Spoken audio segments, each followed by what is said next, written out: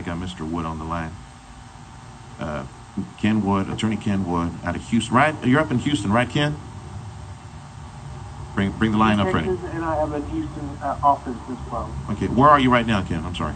I'm in Tyler, Texas. You're in Tyler. How are things up there in Tyler? You guys getting some cases, COVID-19 cases up there? We're getting a few, but our county attorney said that if you're not operating a restaurant or if you're not in a business that's been closed by the governor, you're all essential, and we need everybody to go to work. Yeah. Ken and I have talked about bail bond reform efforts in Texas, and I think it's just some examples that we've seen. It's just, I think it's just a bad idea. Now, the reason I bring Ken on is to talk about what's taking place at counties, county lockups, city jails, and the penitentiary system in Texas. What do you see so far as, because I know in Houston they made headlines already. They found something at a penitentiary near Houston, Metro Houston. What should be the approach outside of releasing people from jail, like God forbid? What should be the approach in your mind when it comes to dealing with COVID-19 in lockups? Well, I think the federal system is a good thing to compare to. I mean, if you're arrested in the federal system currently, you're adding 1 day to your processing.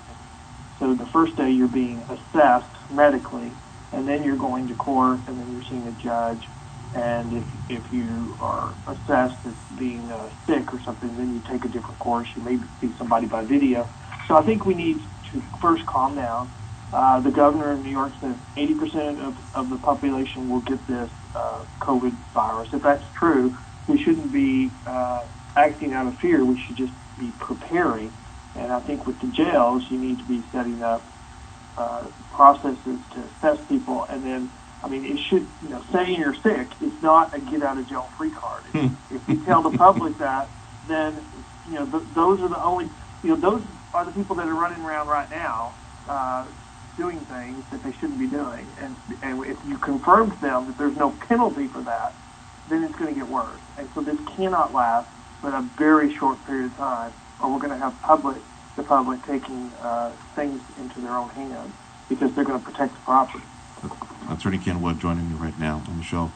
God forbid that Texas goes the way of California. As an example, one of the headlines out there, in L.A. County, a sheriff just releasing about 3,000 nonviolent offenders. Lord knows what nonviolent offender means. What parole violation? Oh, that's nonviolent. But yeah, why was that individual on parole? I'd like to know. God forbid we get in that situation. And even worse, in California, there's a new headline where L.A. not only the county, they released from county 3,000 quote-unquote nonviolent individuals, which sounds a hell of a lot similar to the experiment in the incubator, Harris County in Houston, where they were getting signature bonds on individuals just leaving jail. Okay, we'll take your good word. You come on back, and we'll have a court hearing in the near future. Sounds a lot. But even worse in California, they're shutting down gun stores. And now get this. Todd Starnes was on top of this one. Todd Starnes saying that they're threatening to turn off water and utilities to non-essential businesses out in L.A. County in California. God forbid we go that route. And it all starts with that first domino that I mentioned. Out in Harris County, that little experiment on signature bonds. And for folks that are not familiar with it, Ken, please give us the backstory on this little incubator experiment in Harris County, because we need to move away from that as quickly as possible. Well, Harris County was sued in federal court, and the existing judges realized that it would be devastating to do what the plaintiffs' attorneys were demanding that they do. And so they were fighting it, and the trial court was going with the plaintiffs, and so they were appealing, and they appealed a couple of rulings interlocutory, which means while the case was going on, and they were winning. And so the plaintiffs and the activists set about having a election at the next election, supporting judges that would agree to change the rules. And so even though the Court of Appeals was saying that the existing judges were correct in what they were doing and in the approach they were taking, at the last election, all those judges were defeated and replaced with new judges who said they would give the plaintiffs everything they wanted. And everything they wanted has now cost Harris County a down payment of $100 million. And they've even agreed to do a study, and if the study shows that people aren't going to court because they need a free ride, a free cell phone, or free child care, their county is going to provide it to them free of charge. Who And brought so the case, Ken? Who are the plaintiffs? Who brought the case? Which group brought this?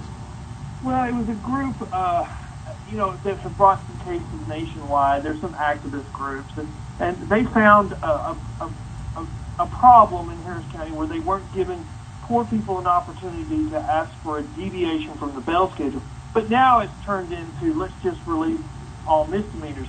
Travis County just announced they're suspending warrants. So if you've got a warrant and you're stopped, you won't be arrested during this time.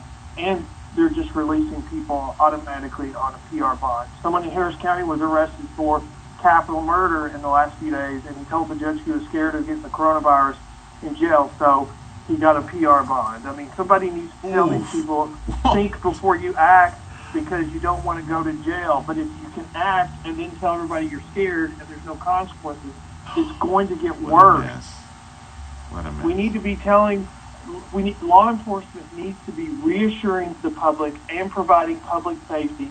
And you do that by making provisions so that people can be held in jail. And also, the worst thing they're doing is what they're going to do. What are these counties going to do when all this is over? You might as well write off all these people they released on PR bonds, because Harris County shows that 50 or more percent will not show up. That means they have to commit a new crime to get back into the system. If they had just set up a system to release them on some type of surety bond, how about just saying, we're not going to put you in jail. We're going to go get a surety bond and bring it back to us within 48 hours, or you will go to jail. And then those people have a 400% better chance of showing up for court. The chaos that we're seeing now is just going to be worse chaos when this finally settles down. Can you solve it in the courts are not going to be able to 30, 45 seconds at the Texas legislative level? What would you like for lawmakers to do to fill up all the holes and tie the loose ends on this? Well, we're working with a bunch of different groups. We have some proposals that are kind of being talked about. What they need to do is they need to get rid of a risk assessment. They need to limit PR bonds. If you fail to show up on a PR bond, you shouldn't get another one. Mm-hmm. We should add accountability back to the system. We should say counties, you individually magistrate people, or if you want to set up a reasonable bail schedule, then follow the Fifth Circuit's rules on doing that. And let's get people processed through the jail as quickly and efficiently as possible. Ken, thank you. Obviously, we need to have this conversation again. Ken Wood, Attorney Ken Wood, he's in North Texas, he's up in Tyler, Texas. Our bail bond system in the state needs to be addressed. We need lawmakers to address this and try to fill the holes. We've got too many activists out there that are letting criminals out in the street, and they're using these PR bonds to let violent criminals out in the street. There's plenty of examples out of Houston. 1025, this is the Sergio Show, News Talk 710 KURV.